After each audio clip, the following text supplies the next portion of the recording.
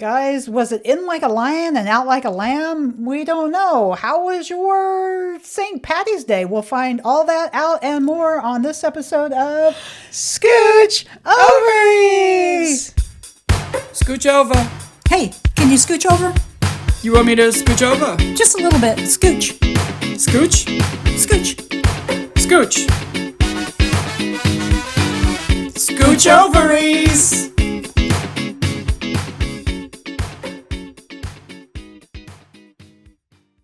Good afternoon, Mary Tischbein. And good afternoon to you, Robin Savage. So, how was your St. Patty's Day that you haven't celebrated yet? It was fucking fantastic. I don't really do holidays anymore, Robin. You have a wee bit of Irish in you. I got a big chunk of Irish in me now. It keeps changing based on the DNA things that they're collecting out there in the world. And my DNA is not changing. The information they have to base it on is changing. I have a lot of Irish. I got a lot of Scottish. I got some English. I got some German. I think there's some Malta in there, which I think is an ingredient in a milkshake. So I'm not sure what that is. That's delicious. That's what that is. Baltic or Malta? Malta? No. See, Malted milk balls. do you like Whoppers? I do. They remind me of my Keep it grandfather. clean. He used to always buy like cartons of them. They were delicious. Oh, they look like a milk carton. Yeah, they're Remember like that? a little milk carton. I And, remember that. yeah, it was really good. Good stuff. Hey, we have a new thing that we're doing now, Robin. Isn't it exciting? What? A little more order to our lives here. You know, A little more. to say that our podcast is disorganized, huda? So, Well, if you met us, you would understand. It's chaos. So the last few episodes, by last few, I mean half of the ones, we always have a bit at the end where we say segments that didn't make it as segments. Yeah. But now we actually have segments that made it as segments. It's like when the commercials used to say new and improved. Only it's just a little different. It's not really improved. It just got a brighter green on the gain box. Before it almost got the grass stains out, and now it gets the grass stains out. Yeah, and what are you doing on the grass? Get up. What happened? Were you overserved? And you fell down? Hey, I listened to two podcasts before. Yeah, two back. Two back, you'll get that. Yeah, but they listen. They're listening to every single episode. Yeah, you can binge listen. If you're doing on YouTube, you can binge watch. Wait until you get the flu. Turn that on. Laugh yourself back into health. Why do they have to be sick when they listen, Robin? I'd like them to be well. I guess that's true. Don't wish the flu on people. By the way, if it's March 23rd, I wonder if we got the bird flu or the new corona 2.0. geez Louise. Talk about new and improved. New corona. Now it really gets on the grass stains. What? This time it's internal. Because there's a bird flu, there's norovirus, there's the flu. You know, I want them all to turn out like the murder hornets did. I want it just to go away. Yeah.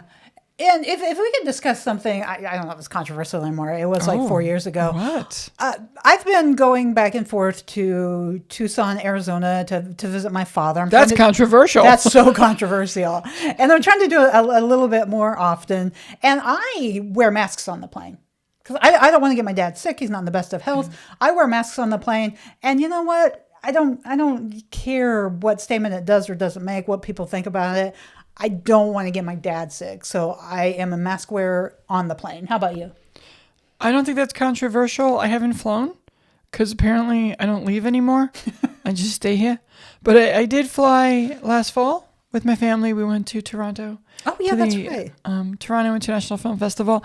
And I did not wear a mask, but I kind of wanted to, but I bent to peer pressure and thought, I don't want to be the only one. And now I'm like going to Publix and there are people with masks or just, CVS. And I think, did I miss an email? I think what's happening is because there is so much flu out, people are just taking it upon themselves to be like, either I'm sick and I don't want to give this to people, or geez Louise, I do not want to get it. But so if I may, gosh, it's been 30 years. I want to say it was 91, 92. My brother was living in Japan and I went out to visit him. I was in my early 20s and so many people wore masks. And I was always like, why are all these people wearing masks? And he said, well, that's if you get sick, you just put on a mask. So I think it's been in other cultures for a very long time. And I think because we ushered in, all this COVID and stuff, I think that kind of started making us more self-aware of the masks. Even Spanish people would wear masks prior to COVID. But I think it's more, I don't know, of the general population who are just like, hey, I'm sick. Either I want to keep it in or I want to keep it out. And who doesn't want to use the word prophylactic in everyday conversation? I'd learned how to fucking pronounce it. I think that people wearing masks is a sign of consideration to your fellow man. So I don't think it's going to get real big over here. Yeah, but I think that's why we're maybe seeing it a little bit more prior to COVID. Folks being considerate. Yeah. I'm a big fan. I'm one of those gals that says, hey, if you're sick, don't come into work. Yeah, don't be a hero. Yeah, because Billy, don't be a hero. Billy, don't be a hero. Because we don't have to get that. Everybody was sick at work the last couple of months. Everyone's been sick at my work. I work from home. Boom, boom. No, but they were sick, but they were just sick in their respective homes. But people are getting really sick. Oh, you mean like all your coworkers were remote and everyone was sick? Mm-hmm. That's fantastic. Yeah, that is hard to catch when you are not even in touch with each other and near each other. Well, that's what I was telling you. One of my coworkers who I talked to maybe twice a month went really into detail about the diarrhea. Oh, you don't like that. You're not one. Well, I just like if you want to tell me about diarrhea, like we have a history, we're friends. But if it's someone who I just on a very professional basis talk to maybe once, sometimes twice a month, and she was just like, and then it was coming out of both ends. I'm like, that is not. We're not at that place in a relationship. That sentence, no, amen. And that sentence is never in any story that's good. And coming out of both ends. What story ended happy? And I don't want to get too much into a segment that we could, but we could talk about that on our this diarrhea segment. I'm kidding. The social experiment. I guess that's the word segment. Because there's other ways of being discreet, like, I had the runs. My dad used to say that. Yeah. I didn't know till like 2 years ago that when people said their stomach hurt, that's what they meant. Oh. I mean, sometimes my stomach hurts. It means my stomach hurts. Yeah, but you're a literal person. Oh. People would say, well, my stomach hurt. I'm like, should we go to the hospital? Where's the pain? Which side? Yeah. Is it your appendix? I'm like, if you have cramps because you're going to go to the bathroom, that's not my stomach hurts. That's true. Stomach issues. Yes. This is not a segment we wanted to have. We didn't. Let's move on to our first segment, Robin. Okay. It's called Distract Me. Okay. Robin, life's getting kind of hard these days. It's getting real hard. It's troubling. And while I do enjoy a lot of movies and TV and music, Robin, distract me with a podcast from my everyday worries. What can I listen to that's a podcast? Me telling this next podcast is like me telling someone to go to McDonald's, because I think this is a podcast everyone knows, but it was new to me.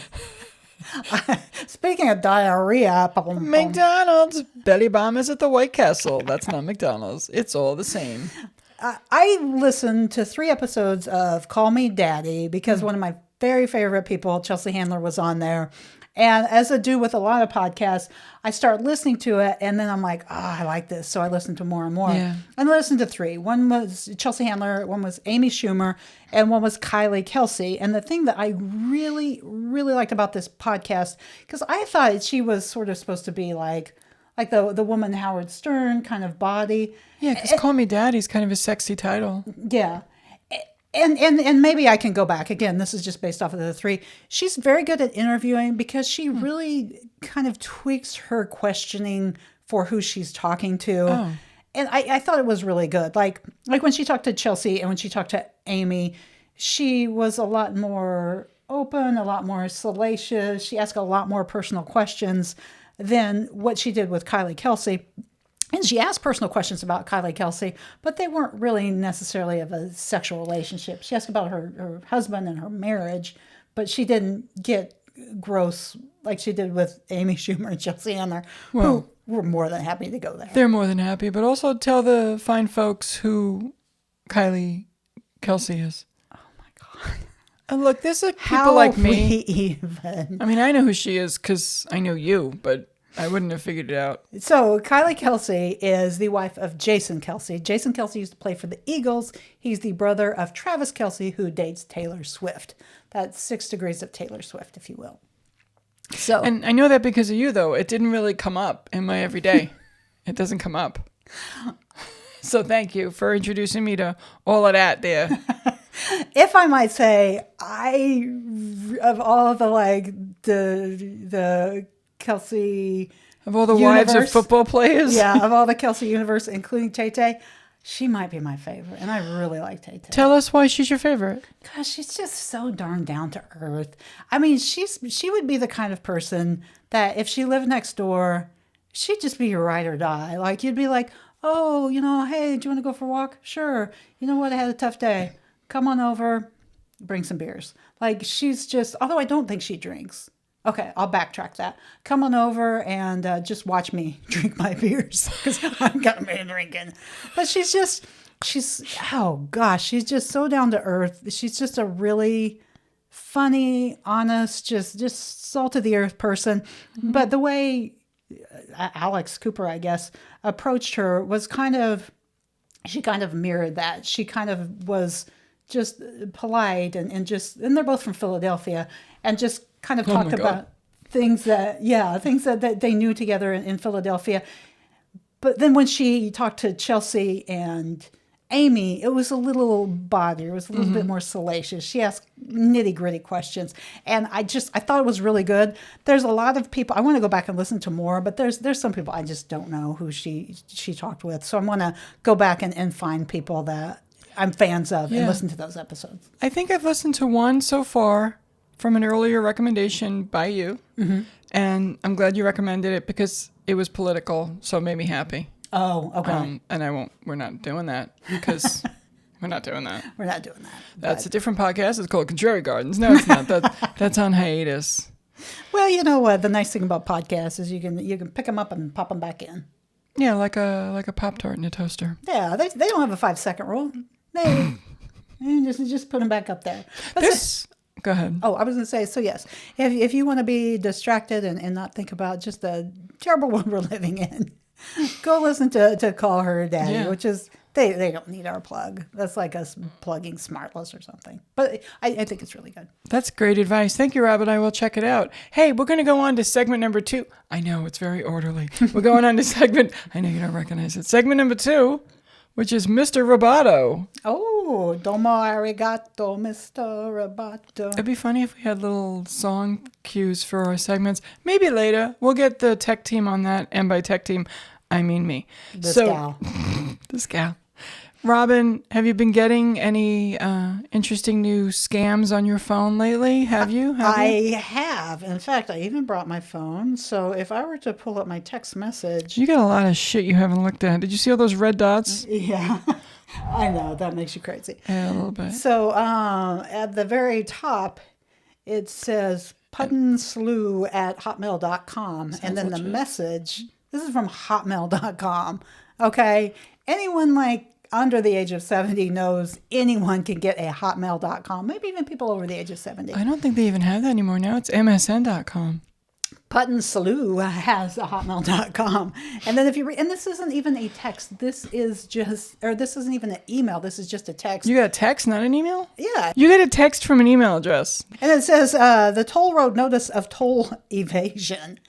Now, boys and girls, just to let you know, we have tolls here. We got lots of tolls. So many tolls. It's called the Sun Pass. And you buy a Sun Pass. And you get a sticker that says Sun Pass. Yeah. And you get tons and tons of emails that say, hey, you're Florida Sun Pass. You don't get things saying toll road notice of toll evasion. No, that doesn't happen. Yeah, if you're in the state of Florida, it's coming from Sun Pass. Mm-hmm. Only. It says, you have an unpaid toll bill on your account. To avoid late fees, pay within 12 hours or the late fees will be increased.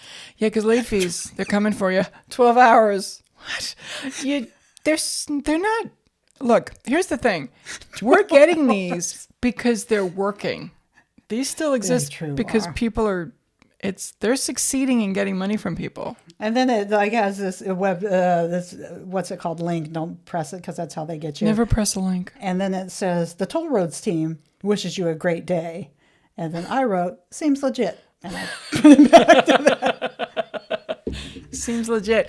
I got a text yesterday from a 727 number and it had no words and it was a PDF file. And I chose to report junk and delete. Okay. Because I don't know who's sending me PDFs on my phone. I don't trust anything anymore. I'll bet there are people who are trying to reach me and you're not going to be able to. This just reminded me of a story. So this is when I was living at my apartment because of the whole flood thing. And I'm just tippity-tapping, working at home. And I get an... Tippity-tapping. And I get a messenger. And it's a Facebook messenger. And my mother, who's in her 80s now, has in no uncertain terms told me she doesn't like Messenger. She turned it off. I got a messenger and it said my mother's name, sent a photo. I stopped what I was doing. I grabbed the phone and I called her and I was like, Mom, someone scammed you. Someone scammed you. And she's like, what? And I said, I just got a thing saying you gave me a message. And she's like, oh, I'm so sorry. I just saw this thing. It was funny, so I hit it. And I go, oh, so you did send me a message. She's like, yeah, it's a picture. I'll never do it again. I go, no, you're fine. Oh my God, you scared your I mother. scared the shit out of my mom. And I go, you're fine. I go, I guess I should have taken a gentler tone and say, hey, did you send me a message? Because I was just like, burn it all. They've got you, Mom. They got you. It's extortion. Then she was scared, and then she was like, I'll never do it again. I'll never do it again. I I'm was so like, Mom, sad. you can do it all you want. I said, I just misinterpreted it. I thought you were very anti-messenger. And now I think now if you just tag someone in a picture or something. That's pretty political for your mother to be anti-messenger. Go ahead. It just puts it in there. So I scared her and I was like, do what you want, but just know if something weird comes across and it doesn't pass the sniff test and it involves my 81-year-old mother, bingo bongo, I'm going to try to nip it in the bud. Tappity tap and bingo bongo. We got a couple of Robinisms in that one. That was great. You talk funny. You talk funny. I'm glad your mom is okay and safe, and I'm sad that you scared her. Yeah, I did. But isn't that better, though, to be safe than sorry? Yeah. Well, now I think she don't want to tag people in the photos because it somehow sends it to the messenger. Huh? And hey, just explain real quick to me in this Mr. Roboto segment. Just put that anywhere, Robin. Just explain to me real quick in this Mr. Roboto segment. How is anyone still on Facebook? What are you guys doing? I got out of there like 87 times, but I'm really out now. I'm not on Facebook. I'm on Instagram, and Instagram posts to threads. I'm not on X or Twitter. And I am on, I think I have WhatsApp, and I think I have something else. Oh, you got me to get that orange one. What is that? Substack? I was going to say subtext, but that's not an app. I need to figure out the Substack. I'm honestly on Facebook just to promote. Like, Who are you promoting to? My mom. No, there's still a lot of people on Facebook. There's still a lot of people on Facebook. Who's on Facebook? I'll show it to you. There's still a lot of people on Facebook. And what are they doing? The Lord's work? Oh, no, but if they want to come out to Ladies' Night where I'll be doing some comedy, come on out. It's mostly for comedy. I still do it for comedy. It's MySpace now, so you need to... It is, but I'm also on Blue Sky. I'm also on Substack. Scooch Ovaries is also on Blue Sky. Scooch Ovaries is also on Substack. Subscat. Scooch Ovaries is also on Facebook. Jesus. Yeah. More importantly, Scooch Ovaries is on YouTube. Yeah. Because I'm going into the future. Come with me into the future. I know YouTube's been around forever, but I think it's the future. And if not, I'll check with Phil DeFranco, because I'm pretty sure he's the one who knows what's really going on here. Here's my news source now. Who's Phil DeFranco? Phil DeFranco is a gentleman with a podcast, which would have gone with the previous segment, Distract Me. Phil DeFranco is a nonpartisan, kind of liberal newscaster who talks very, very fast. And I found out about him from my nephew, Jason, 10 years ago. Oh. He is a news source that is safe. He's the number one guy. He's been doing it forever. Oh, okay. I'll have to listen to him. He's really good. And you'll notice every segment ends with him saying, but really, to get to the point, how do you guys feel about it? And then he said, put stuff in the comments below. And you know what he does at the end of the show? He puts a couple of the comments in. from his YouTube page, from the people who went on there. He's the biggest. He's the best. He's not Joe Rogan. He's Phil DeFranco. It is a podcast on video, which is a channel. And he's great. I listened to the Celebrity Memoir Book Club, and they changed their whole studio around just to start really putting stuff on YouTube. I think it's where we're going. Yeah, I was going to say, when all the podcasts first started, I think it was more audio, and now I think it's more visual. About a year ago, I read an article that said it's where we're going, and it's video on demand, so catch up. The streamers are going to disappear. The cable will eventually disappear. But I mean, I'm not going to say too much because obviously, did I tell you? Paper books are coming back. Barnes & Noble is building 60 stores in 2025. That makes me so happy. Yeah, it's coming back because the kids are like, I'd like a book that's made of paper. Books are coming back, ladies and gentlemen. Well, books calm you down. Screens make you anxious. That's kind of what it boils down to. Yeah, books. All about books. Oh, gosh, that makes me happy. Oh, yeah, 60 stores. 60 brick and mortar stores Barnes & Noble is building this year. Oh, and then that's like a sense of community, and they have like little coffees. Yeah. And it's not like the old Barnes & Noble, which was fucking awesome and was my favorite place to go for a very long time. Barnes & Noble probably kept me married to Bob a longer time than it should have been, because that was like our favorite date. We go to a bookstore. Yeah. We would sometimes go into Manhattan or New Jersey to go to the biggest Barnes & Nobles that were available. And we would go and we'd spend the whole day. Yeah. And it was amazing. We'd eat in the cafe, breakfast and lunch, and we'd just get books and magazines and hang out. And even then when we lived out on Long Island a little further later in the marriage, we'd go to the one in Huntington. And Barnes & Noble and any kind of bookstore. I love old, new. Used to love to go into Manhattan and go to old bookstores. There's a bookstore in Manhattan called the Strand that you have to go to someday. Oh, yeah. Someday we have to go to Manhattan and you got to see the Strand. It is multi-level, multi-floors. It's a bookstore building. Yeah. It's heaven. There's I don't know if it's Barnes & Noble or what was the other big one? It was B. Dalton. And there was Books A Million, which is still around. I think it was... Doubleday was a bookstore. I think it was Barnes. Warner Books. I'll keep going. All these were bookstores. Oh, it's been a few years, but the last time I went back to Kansas City for Christmas, we were on the Plaza, which is the fancy schmancy part of Kansas City. And they have, I think it's a Barnes & Noble, and it's like 4 or 5 layers. And I took my daughter there, and I remember...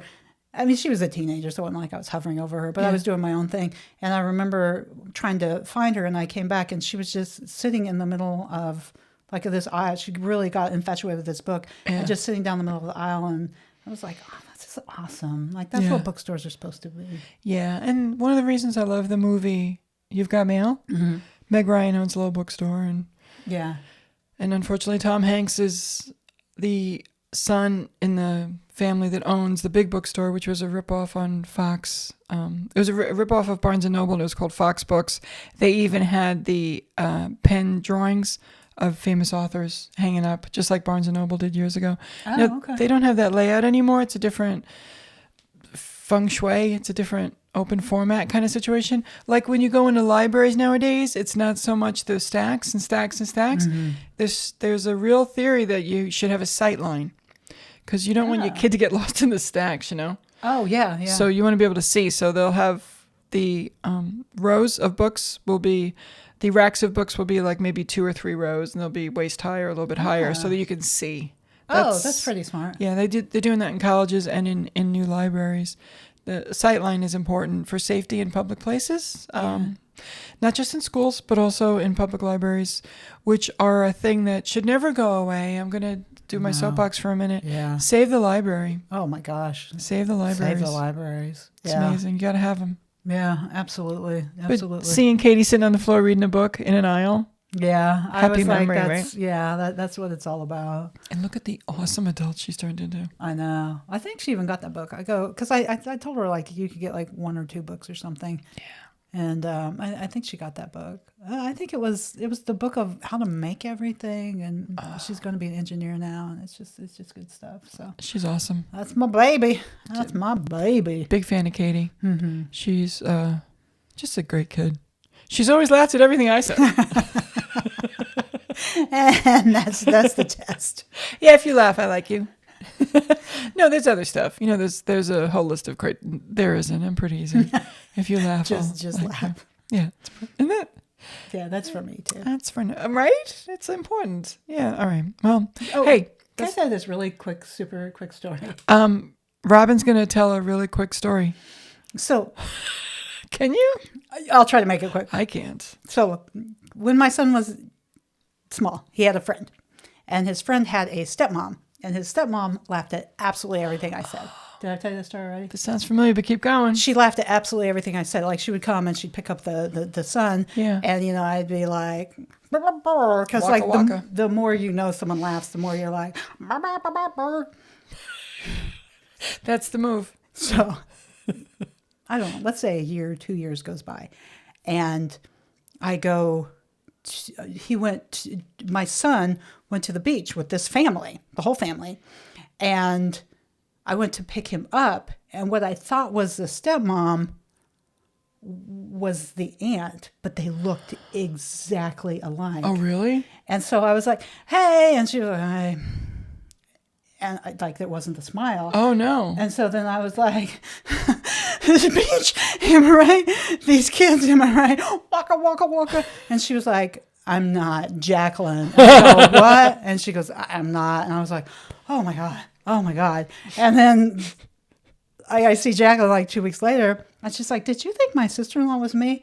I go, "You don't understand what that does to a comedian, okay?" I go, "You're very smiley. You're very funny." Smiley. I said, "We have that baseline. Not like everyone has to be smiley. We have that baseline. When I, in my head, think I'm looking at you and you're giving me nothing," I go, "I had flop sweat." I said, "I was doing like the cha-cha." And she goes, "Yeah, my sister-in-law was telling me that." I said, "Just Why is she working so hard? why is she working so hard?" We're just at the beach. But she thinks she's on an open mic. So I don't think I knew that about you. Your criteria for whether or not a person is quality or if you're going to like them is if they laugh. I mean, it's not off the gate, but if you have someone who just laughs at everything, It's and easier. then they don't laugh, You're going to go to that bank and make a deposit. Yeah, so 3 out of 4 times you meet someone and they're just like everything you say is just gold, and then the 4th time they're just like a stone face. Just What did I do? Yeah. Why are you mad at me? Which is the thing we'll never say to anyone ever because we know that would be bad. yeah, but do I think it?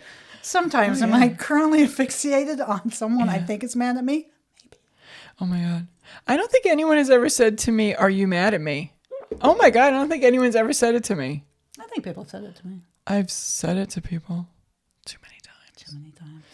I love that you were shucking and jiving and you weren't getting anything, and that then they had to like acknowledge to you that was a different person. Yeah, because I remember she was even, and maybe if we would have been like eye level to eye level, but she dropped Joel off, and she had like this big SUV, so it was like she was sitting in the driver's side of the SUV, and I was all the way around, and I just remember her saying, "You think I'm Jacqueline, don't you?"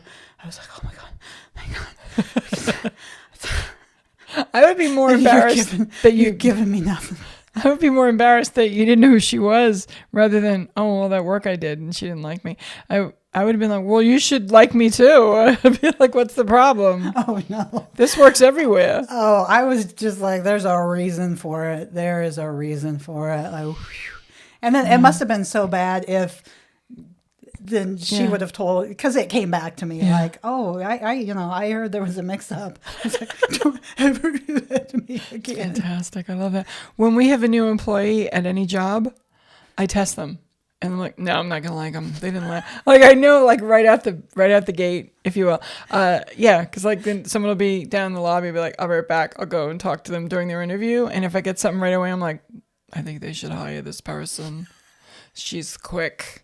She got my reference. It's like I decide your IQ based on if you laughed at me or not, as opposed to just a very simple chemical thing that has happened.